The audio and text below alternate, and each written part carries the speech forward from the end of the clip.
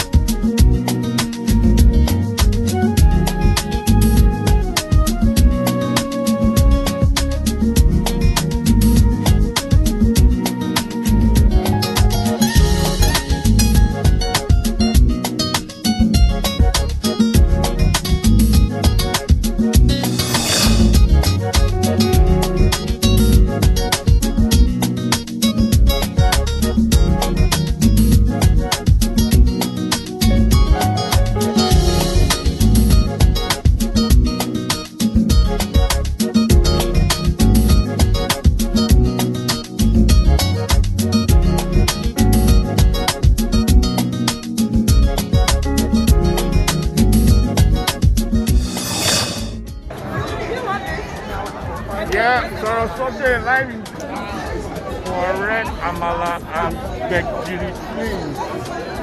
Now you because okay. Washington DC, Sorosoke live.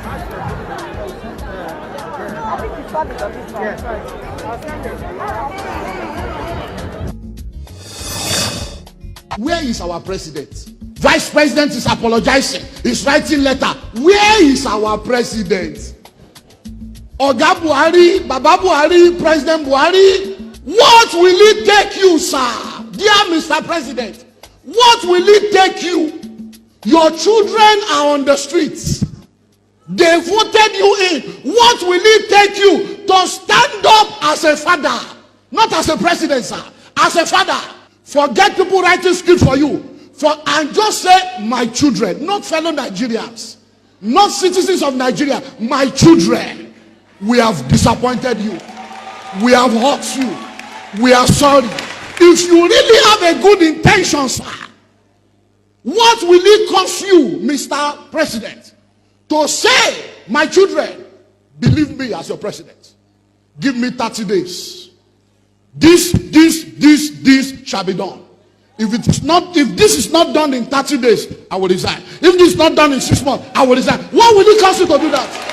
If you miss this opportunity, Mr. President, you miss an opportunity to write your name in a memorable way.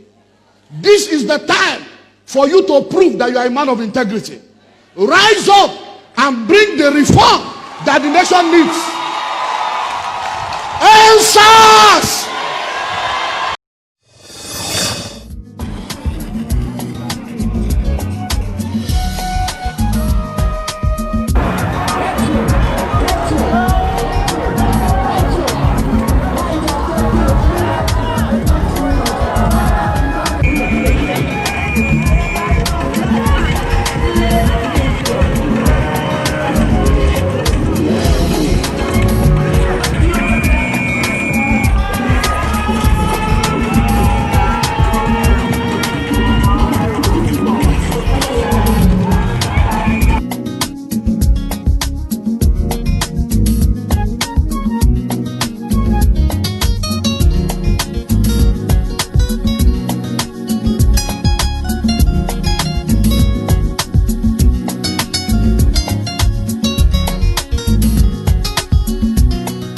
A lot indeed has happened. Earlier on, I spoke to Tokunbo Wright, our correspondent in Kaduna. She sent the Kaduna footage. Tokunbo, thank you for the footage you provided. What was the mood of the people during the protest? Hello, Shola. The mood of the protests in Kaduna have been largely peaceful. There's been a sense of comradeship and cooperation among the protesters, and speaking to a few of them, you also get this sense of hope at the realization that change is indeed possible and that they've got the power to make that happen. What do you think are the demands of the protesters? I think it's pretty clear.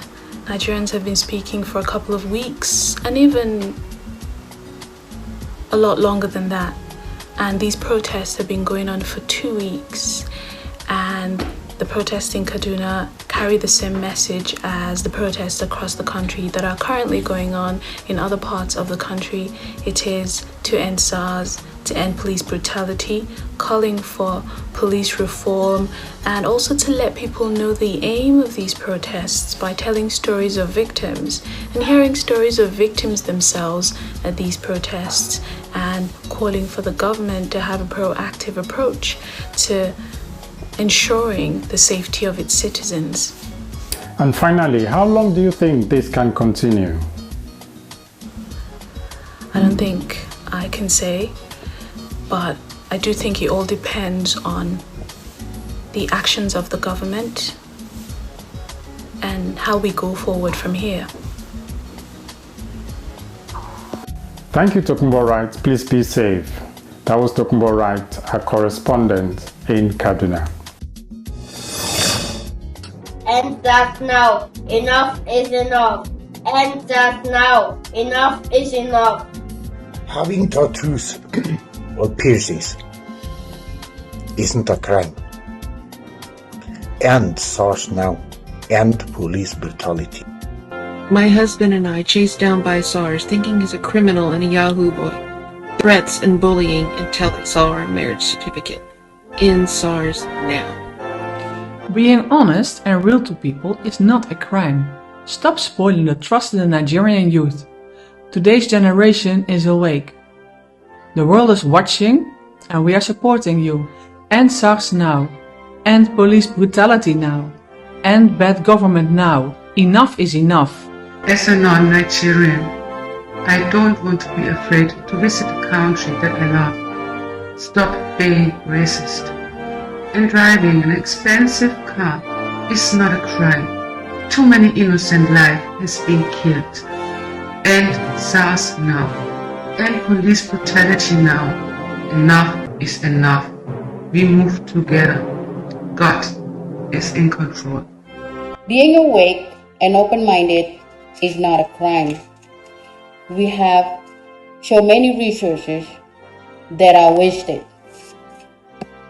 End SARS, end police brutality. Enough is enough. Being honest and real to people isn't a crime. Stop messing with the trust and playing with the truth that the youth is aware of. End SARS now.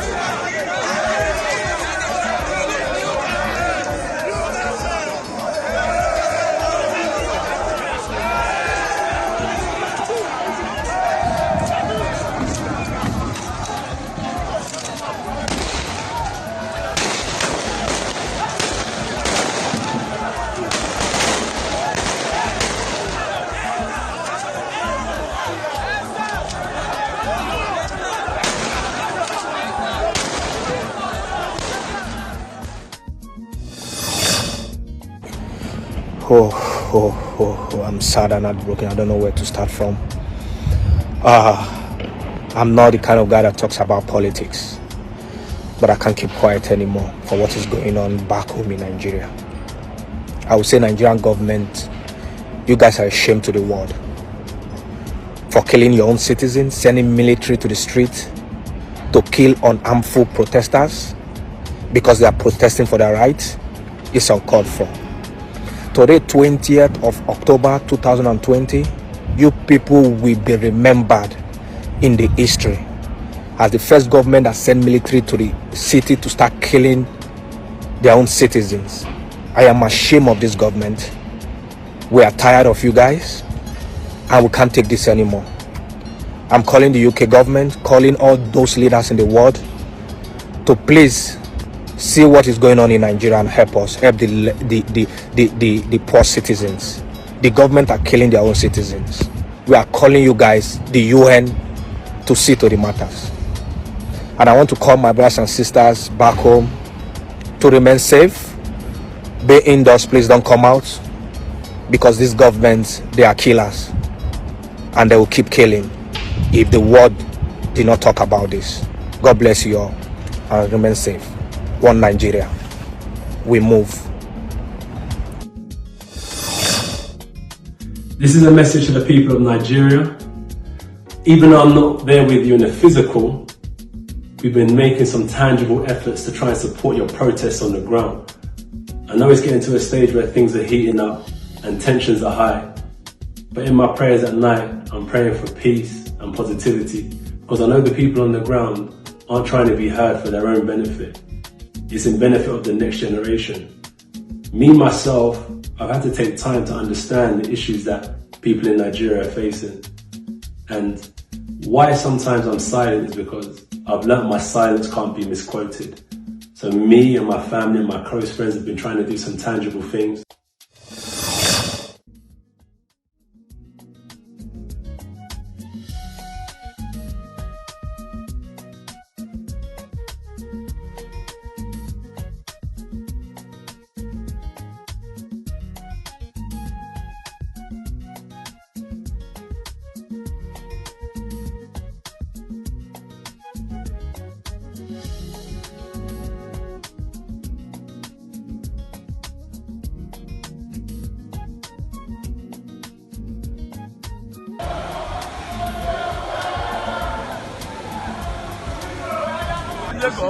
They should go by service.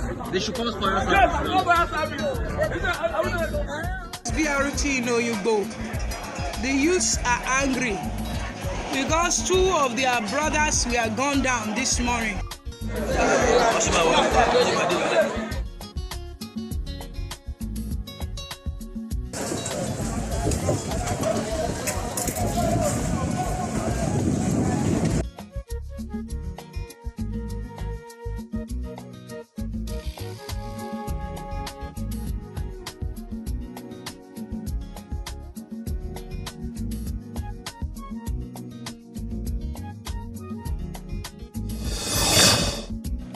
We are not here to kill anybody.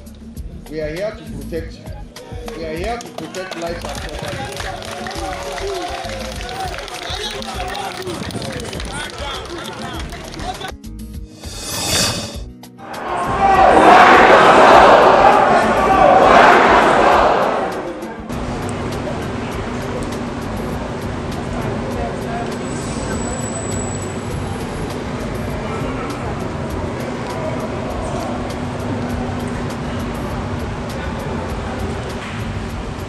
Thank you guys.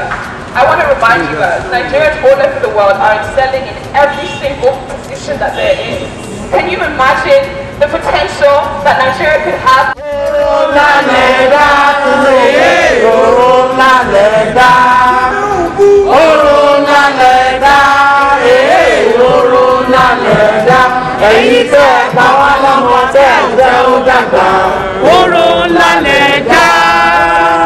The pain that they feel back home is as much as what we feel right now.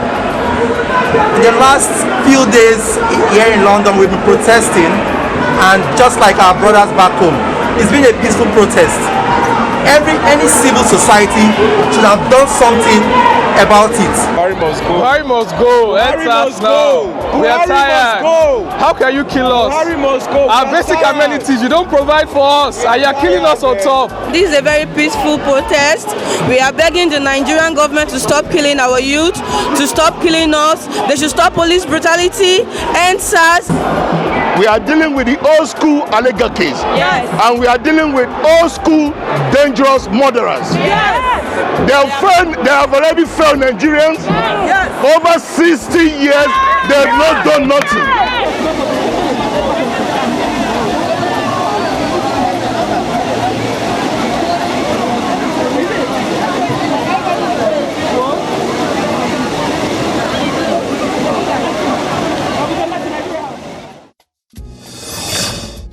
The EndSARS protest has gone global. It started off with an end to police brutality, but has now evolved to good governance. Well, the whole world is watching Nigeria. At about 8 years ago, we highlighted a case. Ugo was killed by a police officer. 8 years and still counting.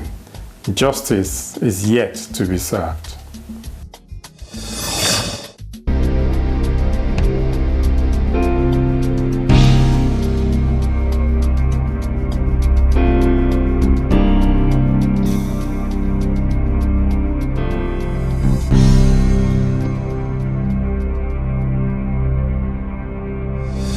Ugochukwu was a very warm person, very jovial, always willing to help, and he's one never to get into a fight with anyone. He was a perfect gentleman, to say the least. Ugo was a man's man, really, in the sense that he was so laid back. Sometimes he was so laid back and had time for everybody. There was nobody exception. But when it was time to be serious, he was serious. I don't have words to describe him. He's a gentleman to the core, very honest, and so very, very caring. He's my only son and takes very care of me. He doesn't play with me. And he's just all I have, all and all. It's everything to me. His wedding was something we all looked forward to, because having been the only brother that we have, and for him getting married, it was quite an exciting moment for us all. So we went all out to make sure that it was a grand ceremony, and indeed it was. So Thursday we met at the church where he got married, and he came to pick me up. He was from there. We did a few things, and then he said he was going to go and say thanks to some Greg, which was someone who contributed towards his wedding. So we went to see Greg. He was from seeing Greg. I says, your wife Joanne knew that it was me you were coming to see. If you've left since the afternoon, it would be best if when we get back, I said, look, there he is, before I start going home, because I'm like that. So he says, okay. So we drove to his house, met his wife. I says, okay, hands over, it's time for me to go home. He says, nah, it's not going to allow me to go home. I said, just call me a taxi. He says, no, taxis aren't allowed into our estate. So I'll have to drive you to where you can get a taxi. I said, don't worry about it, I'll just walk. He says, no, that's not how we do things here, man. I'm going to have to take you to the taxi rank. You get a taxi and then it's just and I'll be back. So I said, okay. So we jumped in the car. Then on approaching the taxi rank, there was a car that came in front of us, just parked in front of us. Our headlights were against the car. That's why I knew it was a car. It was a metallic blue car. And somebody dropped off from the car. So obviously that person was walking back to the estate. In my mind, in the car, I'm saying Ozzy, because that's what I call him. His nickname, Ozzy. Are you sure it's going to be safe to get a taxi from here? You know, see, they won't drive me into a bush and finish me off. He says, relax, man. It's safe. Just don't worry. Calm down. So as he opened this door to the world. I opened my door to the next thing I heard was, it's either who goes there or who's there. And gunshots immediately afterwards. Bah, bah. Next thing, Ozzy was down. Ugo was down. And the individual that come down from the car that was parked in front just ran behind Ugo's car. As soon as he ran behind Ugo's car, I ran behind Ugo's car. And after a few seconds, I said, they shot Ugo. What's stopping them from coming around to shoot both of us? You know what? I'm going to run. So I got up, trying to use the car to shield me. I went down and started running. I said, even if they're going to shoot me, it's my back they will shoot. There's no way I'm going to stay here. So as I was running, he was then, and I said, I might as well just run back to his house and inform his wife. It was about 10, to be precise, about 10:38 p.m. I'd actually retired to bed, and I got a phone call from Ugo's wife to say to me, beg your pardon, a friend came over and said to her that that there's been an accident involving Ugo. They said it was a motor accident, that there was a brake failure, and I just said to her, is the person still there? And she said yes. I said, could I have a word with the person? So she handed over the phone to the friend, and he asked if he confirmed that indeed I was Ugo's sister, and he said to me, he didn't know how to break the news to the wife that there's been an incident and Ugo had been shot. I never thought he was going to be shot as in shot dead. I'm meeting the wife for the second time. I don't know how to explain it to her, you know. What happened, so I explained the situation that Ugo was trying to get a taxi from me and he has been shot. As I was saying he has been shot, the phone went dead. So the phone went dead. I passed the phone back to Joanne, who was Ugo's wife. At the same time, the car that the brother and Joanne's brother and sister, because they were still staying over because it was just after the wedding, so they had drove up because we were already walking towards the estate exit. So they drove up and caught us, and I said, jump into the car. We jumped into the car. I started driving back, and the next thing they sighted Ugo's car. So Ugo's car, and then the next thing they sighted his body on the floor. So they screamed, and then although came out, as we were coming out to approach the body, several policemen were approaching us, and then they came. The DPO said, "Yeah, we had a man had been shot. What happened?" And with instincts or whatever, I just said, "One of you shot my friend." And he says, "One of you?" I said, "One of you guys shot my friend." He said, "One of you?" As in one of... And then I realized what I was talking about. It says, a guy in police uniform shot my friend. He said, are you sure? I said, yeah, I'm sure. Why so? He says, are you sure it's not somebody in black clothing with a police cutting?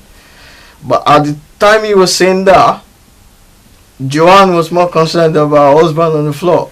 So Joanne says, all these ones you guys are saying is, can you please help me carry my husband into the car and let's see who can take him to the hospital. So that's when that stopped a bit. So I helped with her brother, lifted Ugo into the car. The brother jumped into the driver's seat. Joanne jumped into the front seat. And the sister, she was wondering where she was going to stay. And Joanne just said, just stay anywhere in the car. And then they sped off. And I was saying to myself, what kind of a human being will shoot another person in the chest? A harmless person at that. We will and we are still calling on the Inspector General of Police. We did thank him for at least being human enough to set up the committee to look into the matter. But we're also appealing to him to see that the investigation is seen to its logical conclusion. Outside the justice, it's also important for the police to, rid itself as an institution of such bad eggs that mess around with their uniforms, their guns, and of course their office. So I think, just like my colleague said, we will do our best to ensure that not just that justice is done, but timely too.